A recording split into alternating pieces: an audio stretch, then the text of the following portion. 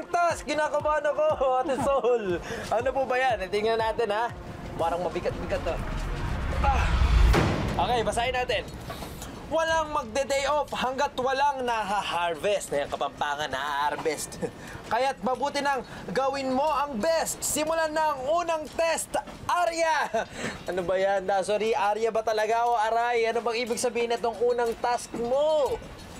First task, Ken, kailangan makaharvest ng isang timba ng tahong sa loob ng 1 oras. Galingan mo, ha? Mga ka-day off, ito na. First task ko na, pero medyo makulimlim, mahangin, hindi ko alam kung uulan, bahala na. Pero kailangan ko ituloy ang aking first task para kay tatay. Hindi na po ako makita. Whoa! Okay po, po. Lumusong sa tubig na wala akong nakikita sa ilalim kung ano. Dito sa ibabaw natin, lagpas tao na to. So medyo malalim na siya. So ingat tayo. Saka...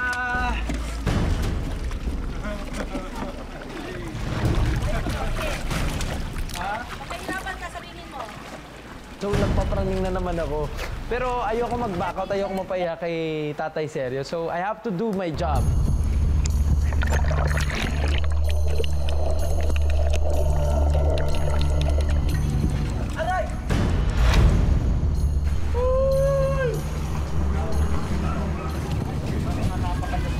Hirap eh.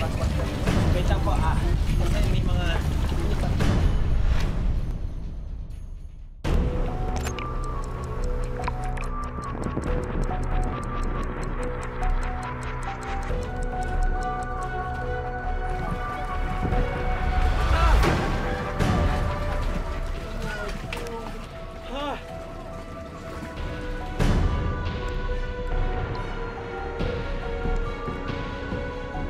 Sa una, nakakatakot talaga.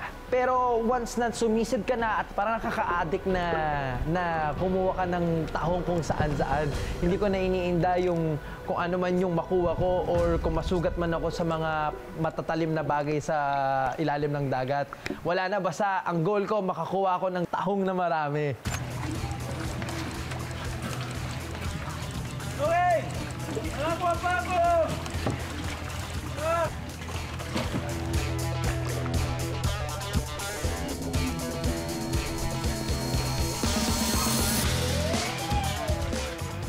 Buti na lang, may mga kawayan doon na pwede kong hawakan. Kaya lang, ang struggle ko naman doon mismo sa mga kawayan na yon, nandoon yung mga matutulis na bagay na hindi mo makikita dahil nasa ilalim. Parang mga pinanggalingan ng tahong na parang bubog.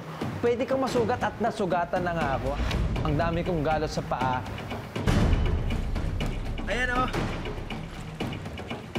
Sugatan na ako.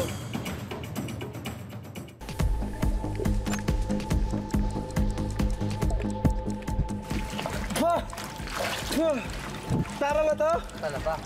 Ha? Tawang tsaka talaba. Ano to? Tawang tsaka talaba. Tahong at saka talaba.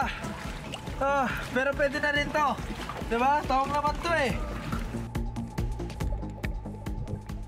10 minuto na nakakalipas. Mukhang okay pa naman. Mukhang napupuno ko naman yung timba.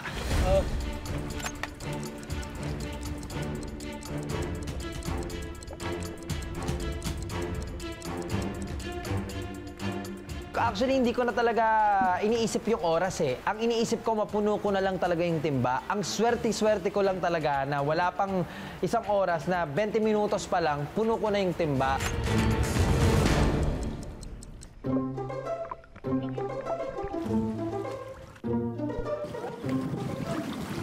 Medyo madilim na dahil hindi ko alam kung ulan.